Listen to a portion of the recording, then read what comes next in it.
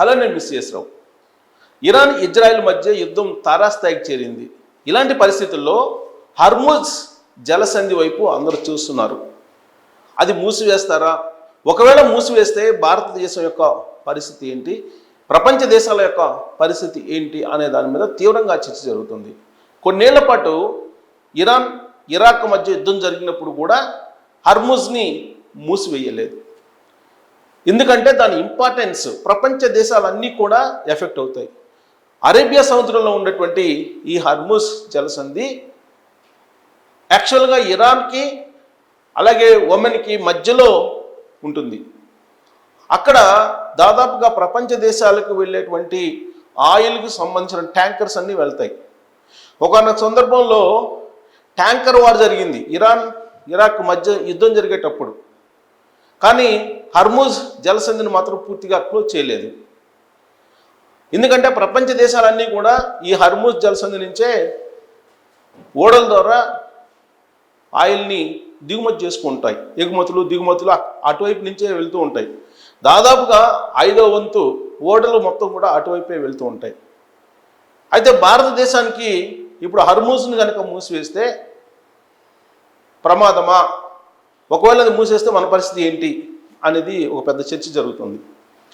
చైనాకైతే effect ఉంది కానీ మనకైతే ఎఫెక్ట్ లేదు. కారణం ఏంటంటే అమెరికా బెహ్రాన్ దగ్గర ఒక ఫ్లింత్ని ఏర్పాటు చేసుకుంది. అక్కడి నుంచి ఆయిల్ని దిగుమతి చేసుకోవచ్చు. కానీ చైనాకి మాత్రం అవకాశం లేదు. ఎందుకంటే హర్ముజ్ నుంచే అన్నీ రావాలి. హర్ముజ్ నుంచే రావాల్సినటువంటి అవసరం ఉంది. పైగా దాదాపు 90% ఆయిల్ని మనం ఇతర దేశాల నుంచి మార్కెట్ చేసుకుంటున్నాం. Saudi, UAE, Kuwait, Qatar, Iran, వీటి నుంచి మనం ఆయిల్ని దిగుమతి చేసుకుంటూ ఉన్నాం. చైనా కూడా యుఏఈ నుంచి, ఇరాక్ నుంచి దిగుమతి చేసుకుంటూ ఉంది. కాకపోతే మనకి హర్ముజ్ నుంచి వచ్చేటువంటి ఆయిల్ 40%, కానీ చైనాకి 80% ఆయిల్ చైనాకి ఈ హర్ముజ్ నుంచే రావాలి. సో ఒకవేళ హర్ముజ్ని కనుక క్లోజ్ చేస్తే అవుట్ చైనా. మనకు ఆల్రెడీ 75 రోజుల పాటు ఆయిల్ నిల్వలు ఉన్నాయి. మొత్తం దిగుమతులు ఏ దేశం, ప్రపంచ దేశాలు ఏవి ఇండియాకి ఆయిల్ని ఇవ్వకపోయినప్పటికీ కూడా మనకు 75 రోజుల పాటు నిల్వ ఉన్నాయి, ఆయిల్ నిల్వలు. కాబట్టి మనకి దాదాపుగా ఇబ్బంది ఉండేటువంటి పరిస్థితి ఉండదు. అన్ని రోజుల పాటు హర్ముజ్ జలసంధి మూసేసేటువంటి ప్రసక్తే లేదు. కాబట్టి ఆయిల్కి సంబంధించిన రేట్లు పెరగవు అనేటువంటి విషయాన్ని కేంద్ర పెట్రోలియం శాఖ మంత్రి చెప్తూ ఉన్నారు. కానీ ఇజ్రాయెల్ ఇరాన్ యుద్ధం ప్రారంభమైనప్పటి నుంచి కూడా ఆయిల్ రేట్లు పెరిగిపోతున్నాయి, పెరిగే అవకాశం ఉంది. అంతర్జాతీయంగా ఆయిల్ రేట్లు, బ్యారెల్ రేట్లు పెరిగిపోయినాయి. దాదాపు 5 నెలల గరిష్ట స్థాయికి పెరిగిపోయినాయి. ఇలాంటి న్యూస్ వస్తున్నాయి. కానీ వాస్తవమే, యాక్చువల్గా ఇజ్రాయెల్ ఇరాన్ వార్ స్టార్ట్ అయిన తర్వాత ఆయిల్ రేట్లు అంతర్జాతీయ మార్కెట్లో దాదాపుగా 18% పెరిగింది. ఇది చెప్తున్నారు, 18% పెరిగింది. 18% పెరిగింది కాబట్టి మనకు ఆయిల్ రేట్లు పెరిగే అవకాశం ఉంది అని అంటున్నారు. కానీ ముందు జాగ్రత్త చర్యగా భారత ప్రభుత్వం నిల్వలు చేసి పెట్టింది, ఆయిల్ నిల్వలను. పైగా చాలా వ్యూహాత్మకంగా కొన్ని దేశాల నుంచి 90% మనం ఆయిల్ని వివిధ దేశాల నుంచి మనం దిగుమతి చేసుకుంటున్నాం. ఆ దేశాలు ఏంటంటే ఇక్కడ మనం తీసుకుంటే ఇరాన్ నుంచి తీసుకుంటున్నాం మనం. అలాగే సౌదీ నుంచి తీసుకుంటున్నాం. యుఏఈ, అలాగే కువైట్,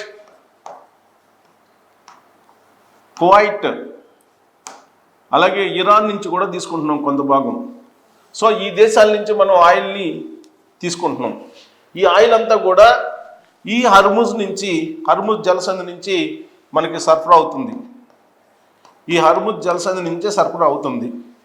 అయితే ఇక్కడ మనకి ఎల్ఎన్జి కూడా ఇక్కడి నుంచే, ఒక ఆయిలే కాదు,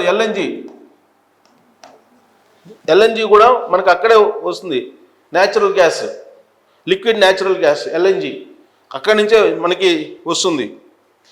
అయితే ఎక్కువ భాగం మనకి ఖతార్ నుంచి ఎల్ఎన్జి వస్తుంది, 3 వంతులు ఖతార్ నుంచి 3 వంతులు వస్తుంది, మిగతాది మనకి మిగతా దేశం నుంచి ఉంది. సో ఈ మార్గం ద్వారా హర్ముజ్ ద్వారా ఎల్ఎన్జి కానీ ఆయిల్ కానీ మొత్తం వస్తూ ఉంటాయి. అయితే భారత్, చైనా, జపాన్, దక్షిణ కొరియా వీటికి కూడా ఈ మార్గం నుంచే వస్తుంది. ఏది అమెరికాలో బహ్రెయిన్లో ఉన్నటువంటి బహ్రెయిన్లో ఇంకొకటి ఉంది, ఫిల్త్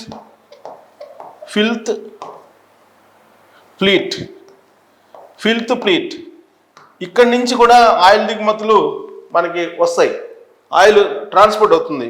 ఎవరెవరికి వస్తుందంటే భారత్, చైనా, జపాన్, దక్షిణ కొరియా. ఇది అమెరికా ఏర్పాటు చేసుకుంది.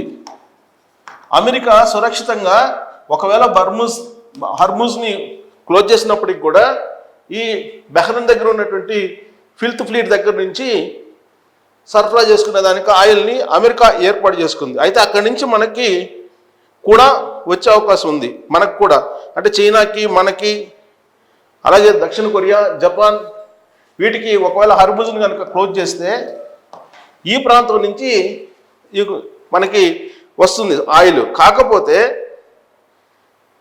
మనకి 40% వస్తుంది, హర్ముజ్ నుంచి సరఫరా అవుతుంది, వివిధ మార్కెట్ల ద్వారా హర్ముజ్ నుంచి దిగుమతి అవుతుంది. ఈ హర్ముజ్ నుంచి 40% అవుతుంది.